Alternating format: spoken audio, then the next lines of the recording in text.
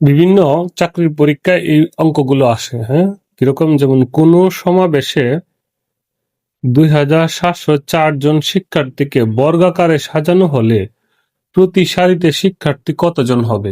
2704 জন শিক্ষার্থীকে বর্গাকারে সাজানো হলে দৈর্ঘ্য প্রস্থে সমান সমান, তাহলে এখানে কতজন হবে? এখানে 1 নাম্বার 53, 2 নাম্বার 58, 3 নাম্বার 52, 4 নাম্বার 48।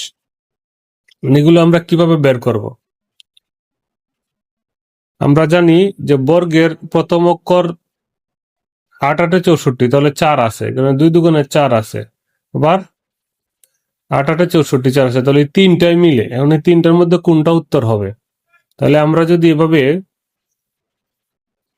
এই বর্গের ভাগ করি তাহলে আমরা সহজে পেয়ে যাব।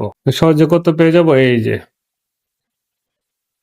দুইটা ভাগ, তাহলে 27 কে 5 5 25 দিয়ে যায়, 5 5 25। এখানে থাকতেছে 2 0 4, আমরা নিচে নিয়ে আসলাম। 0 4 নিচে নিয়ে আসলাম, 5 দুগুণে 10। এখন এই 10 কে কত দিলে, এখানে কত দিলে এটার সাথে এটা মিলে যাবে? এখানে 2 দিলে মিলবে, এই যে 2, 102 দুগুণে 204।